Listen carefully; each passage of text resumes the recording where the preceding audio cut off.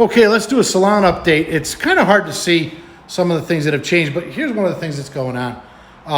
The electrician is coming in to put up some track lighting.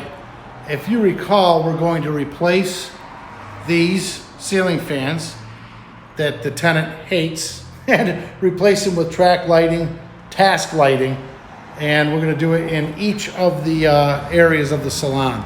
If you look, this is the big one. This is where we're going to have this salon. This is salon 1, the main one. So this is going to have 6 task lights on it to cover the 1,500 or so lumens they need per workstation. And if you look, come on with me, let's go into, God, I love this building. This is Salon 2, and Salon 2 has an old fixture in it. Let's see if you can see that. It's got an old fixture, and I'm going to save that because it's like from 1920.